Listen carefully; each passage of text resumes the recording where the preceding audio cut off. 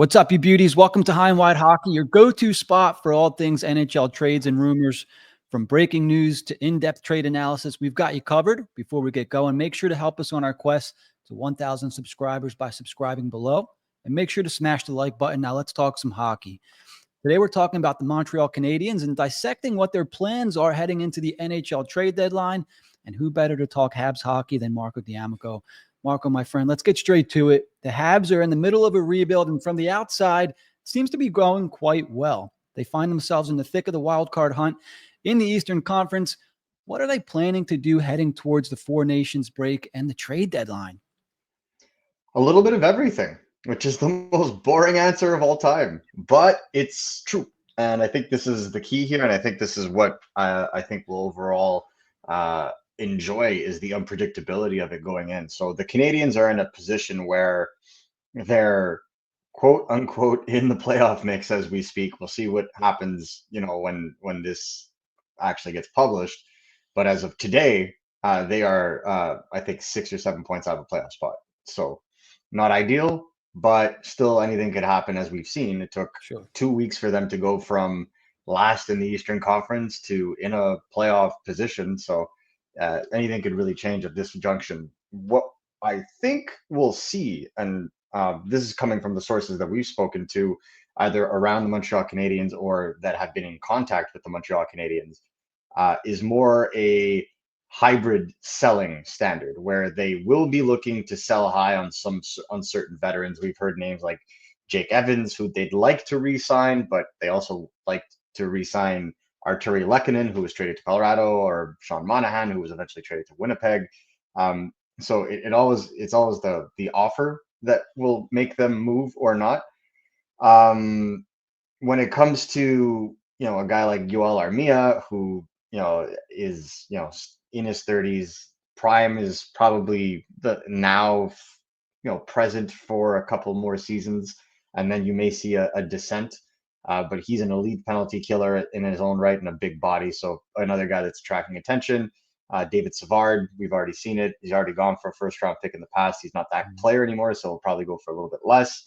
But still a right-shot defenseman, and there's not that many in the rental format on this market. What does that mean? It means on the flip side, the Canadiens will also want to be agile in the sense that they would like to add young pieces to their roster that they feel will be able to help them this season to stay in the mix, and next season to make the playoffs when they get guys like an Ivan Demidov into the lineup. So it's a little bit of a mixed bag of situations right now, but I can tell you that they're having just as many conversations about selling as they are about buying right now. I mean, it's certainly a fun time to be a fan of the Habs. I mean, whether they're going to add or like you said, are they preparing, for the arrival of Demidov, who, is an addition in and of himself, or like you're saying now, could they possibly be sellers? Like it's just a fun time to be a fan, I think, because it sounds like either way there are moves potentially coming at the deadline. So I guess my first question would be, what's your general consensus of what Montreal fans want? Do they want them to make a push for the playoffs, or is there a faction of the fan base that says, let's just make sure we have the roster ready for when we add Demidov next season? It's hard to put a pulse on it because the Montreal Canadiens, obviously that fan base is very vast and there are different pockets. Some would like for the Canadiens to tank. Some would like for the Canadiens to show progress, and some would like the Canadiens to make the playoffs. So there's going to be different factions of it. I think from an analytical perspective, if you're looking at it, the 2025 draft is not being perceived as necessarily top heavy. Mm-hmm. So what does that mean? That means Matthew Schaefer is an excellent prospect, but would he have gone first overall last year? Unlikely. Probably, third in a redraft with what we know from last year's class plus this year's. You look at a guy like Porter Martone, who's a couple of weeks removed from being eligible for the 2024 draft. And, there's questions there. Roger McQueen, there's questions there. Michael Nisa, there have been questions in that regard as well. So there's a lot of uncertainty in this draft. Even Anton Frandell is doing very well in Sweden right now. There were a lot of questions. Didn't get invited to Sweden's World Juniors. So there's not as much hype on this year's draft, and there's a lot more 2025 first-round picks that have been traded in the last 12 months than we've seen in last year's draft, for example. Now, obviously, that could change and that could continue to change, but we've seen first-round picks literally get swapped twice in the middle of 12 hours. So it goes to show you, like, there. And then there's also, like, if you look at the Rangers, for example, the Rangers put a top 13 protection on their first-round pick. That's not by chance, right? They're already projecting what that tier would look like. So for the Montreal Canadiens, if they miss the playoffs, from what I've seen, from what I've read, from what I've spoken to from scouts, there's like a top 13, a little bit like last year, but it's not in the same quality. So if you're the Montreal Canadiens, who, by the way, they're not like Philly that have 3 first-round picks, but the Montreal Canadiens have 2 first-round picks, and those 2 first-round picks are theirs and Calgary's. Now, the Philadelphia Flyers may have helped the Montreal Canadiens in this regard, because in trading Frost and Farabee to Calgary, they're making a push to stay in the playoff race. As long as the Calgary Flames don't finish bottom 10, their first-round pick goes to Montreal. So that could be anywhere between the 11th to 20th overall range if things keep going the way they're going. For sure. Which would be you to have 2 picks in that range if the Montreal Canadiens stay where they are as well. They're, I believe, 11th to last right now. So those are 2 first-round picks that they could swap leading up to the NHL draft to make room, or to prepare for Ivan Demidov, or to prepare their roster to make the playoffs next year. And I think that's more what fans are looking for. So where the team necessarily finishes in the standings, not a primary objective in terms of tanking versus making the playoffs. What I think you'll see, and what I think is the most important, is that they play meaningful games down the stretch. So if the Canadiens don't finish bottom 5, then that's okay in terms of the majority of the fan base. Where I think you'll see a difference is where they finish between 5 and 16. So, like, will they make the playoffs and just squeak in, or will they just finish and be in no man's land? But you see significant progression from Lane Hudson, Cole Caulfield, Nick Suzuki, and potentially Juraj Slafkovsky, who is not necessarily having the best season, call it a sophomore season. We will call it a sophomore season, but his best 3rd season in the NHL. So there's a lot of moving pieces. And just some of those young names that you just rattled off right there, at the very least, because I know, being from Philly, there's whole different factions of a fan base and what they want the team to do. But just rattling off those names there, how can Habs fans not at least all be excited at the same time, right? At least we're having these conversations of, do we want them to make the playoffs? Do we want them to add? Do we want them to sell off? Like, at the very least, it sounds like there is a plan in place from Montreal management. And I think that's something to be excited for, no? Yeah, I mean, I was actually having this conversation with a couple of folks, because it is really ironic. Like, you compare what Philly just did, right? The Flyers traded 2 young NHLers for Kuzmenko, Peltier, who I enjoy and I liked in his draft year, and a 2nd-round pick. But the reality is like they're opening roster spots and allowing that rebuild to flow through. Like, this opens the door, for example, next year for Luchanko to make the team, right? So they're already moving in that direction. But this also helps the Flyers kind of go down in the standings. Yeah. So that Montreal Canadiens didn't go that route, right? They kept their young players. They kept Suzuki. They kept Caulfield. They kept Gooley. And, so like they built around that core and they continue to add to it. And I think that's why you're starting to see that first instance of the rebuild's core come to maturity, while you have guys from the very start of the rebuild that were drafted at the very start of the rebuild, like, a Lane Hudson, like a Juraj Slafkovsky, and now most recently Owen Beck, cracking the roster and playing, some good minutes, and especially in Lane Hudson's case, challenging the likes of Matt Michkov, Dustin Wolf, and Macklin Celebrini for the Calder Trophy. So, like, it's exciting, but at the same time, there's a little bit of concern as well. And I think that's where the Canadiens have kind of addressed it in the past. They've seen certain prospects that haven't kind of lived up to the hype. The Alex Carrier trade, where they sent Justin Barron to Nashville, is indicative of that. Great deal. Another couple of players that haven't lived up to the hype right now are Kirby Dach and Alex Newhook. The two have done much better, I would say, over the last 7 weeks, but the start of the season was very, very bad. And so it has the Montreal Canadiens wondering, do we have our second line center here, or do we have to go out and get one? Which is the reason why Ken Weeks, for example, put out the information that the Canadiens have kicked tires on a guy like Dylan Cousins. Very interesting. So my next question was going to be, who could we, as fans, or who can Montreal fans expect the Canadiens to target if they are going to add this during this time period in February? Yeah, it's a difficult kind of ask right now, right? So, like, not only that, I could tell you that Kirby Dach's name has actually come up in discussions from other teams calling to see, like, hey, what is this 6'4" right shot center here? He's not necessarily coming into his own with Montreal. Like, what are you guys looking for in terms of a return for him?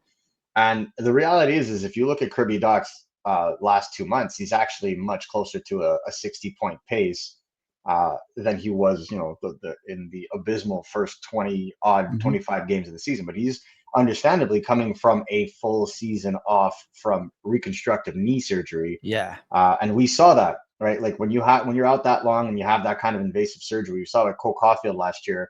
I believe he only scored, and we say only, 26 or 28 goals last year. Yeah. He's already at that now.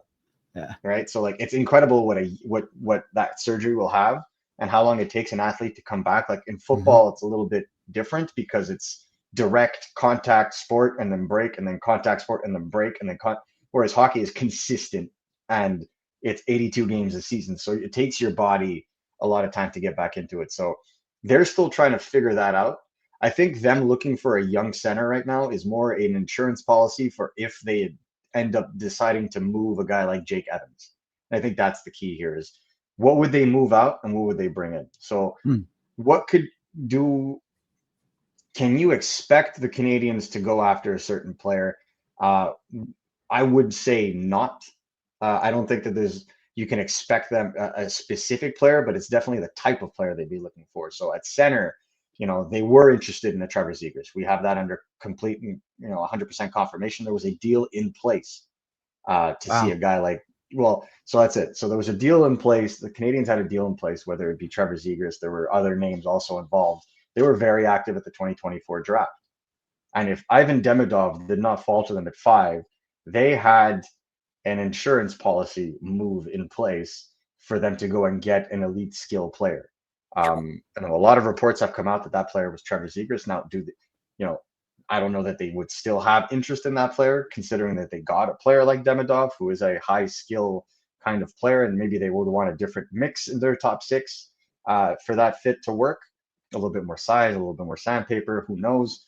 But we know that they are looking at a young forward, preferably a center. And you look at a guy like Dylan Cousins, that makes a ton of sense. Casey Middlestat in Colorado, that makes a ton of sense. Trevor Zegras, the Canadiens don't have a left shot center signed beyond this season. So that also makes sense there. But I expect them to get creative. Again, the only player I saw coming from an acquisitional perspective from Montreal was Alex Newhook, and that's because his former agent was Kent Hughes. Okay.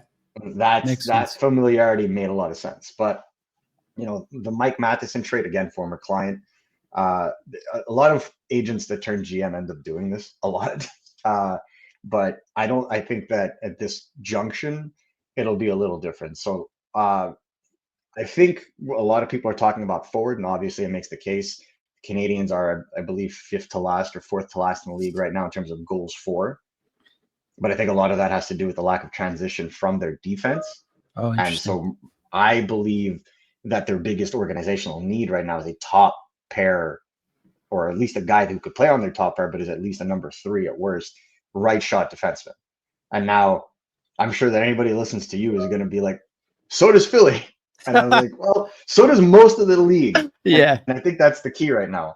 So you see a guy, for example, like Rasmus Anderson in Calgary that a lot of people have been looking at. And Calgary keeps telling everybody, no, it's not happening. It's not happening. Right. But that's the kind of of persona that they'd be looking for. Now there's talk, especially as reported by my colleague Jim Berenger at RG Media, that Noah Dobson could be available for an elite offensive piece. So would that be a player that the Montreal Canadiens would look at? Yes. Do they have the player that the Islanders would want? Because the Islanders aren't looking for futures. They're looking for a player that's going to be a top offensive piece in their lineup. And no, I don't believe that Patrick Laine is that person that they're looking for. It would be more of a Cole Caulfield or a Nick Suzuki or a Uri Slafkovsky, those kinds of players. And I don't know that the Canadiens want to go that route either. So it's always a question of fit and who could possibly be available, what could make sense. And I think it's always an opportunity cost. Like the Canadiens they want to, but they don't need to make a move right now. And I believe that there will be more opportunity for them to make that kind of a move in the summer leading up to the draft as they usually do. But I think the thing to keep into consideration is the Canadiens, as I said, 2 first-round picks, 2 second-round picks, 3 third-round picks, a boatload of prospects that they've been accumulating for 6 years now. Yeah. So there's definitely room for them to make moves. But if I had to name names, again, it's so incredibly difficult because there's so much that goes into it. But I couldn't fathom them at least not checking in on a guy like Noah Dobson. Whatever happens, it certainly sounds like Ken Hughes has put the Montreal Canadiens in position to, if they wanted to, really speed things up somewhat quickly with all the draft picks you named there, the bevy of young prospects that they have, not just on the NHL roster, but coming up through the pipeline as well.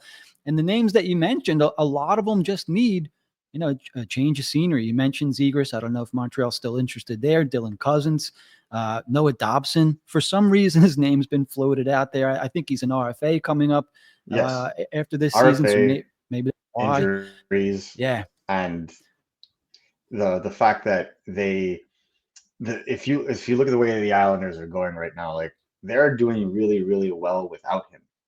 Yeah. And their biggest concern right now is going to be up the middle at forward because they have the defensive pieces to defend really. And Lou, that's the reason why to me, it's not by chance. And obviously this is a pure speculatory piece here, but it's not by chance that Lou Lamoriello went out and got Boquist on waivers and signed Tony DeAngelo. And I did notice that. And went and got Perunovic. Like to me, these are not by chance situations, especially as they have other guys in the minors that could be called up, like George, for example, and so on and so forth. So like it's not a lack of depth, but it almost feels like a preparation.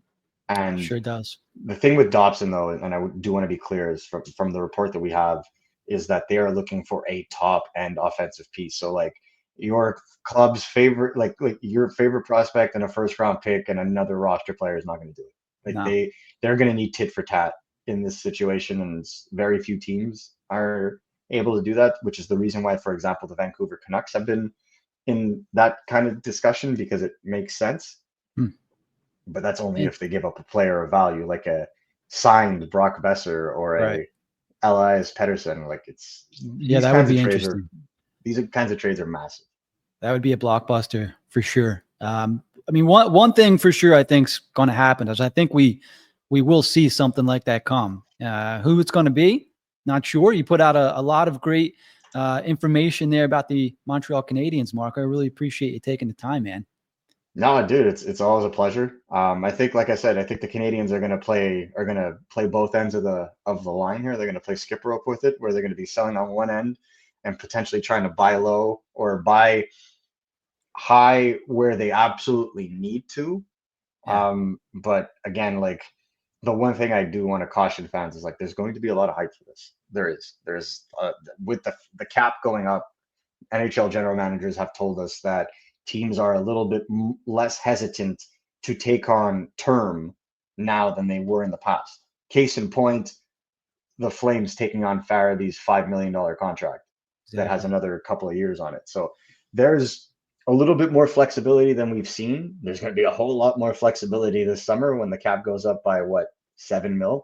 Yep. And then the year after that, almost another $9 million. So it's that kind of be fun. Forward thinking has significantly increased the tone of discussions. And I think that's, that's where a team that's rebuilding, like the Flyers, like the Montreal Canadiens, I think that's where they can thrive and really kind of use the assets that they stockpiled to go out and get what they want. For sure. Marco, as always, great stuff. I mean, you packed this segment 20 minutes straight of just information. You're the best around in terms of Montreal Canadiens info. So where can everybody find you on social media? Obviously, you're with RG Media now. Where can everyone find your work?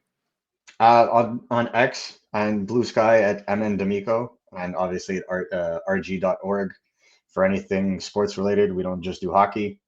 It's UFC, it's NFL, MLB. We're all over the place. Outstanding stuff, man. NHL fans, if you're not following Marco already, make sure you're doing that. So what do you think, Habs fans? Let us know in the comments below. Don't forget to like, subscribe, and hit the notification bell so you never miss an update on all things NHL trades and rumors. Thank you for watching. Remember to keep it high and keep it wide. We'll see you next time. Bye-bye.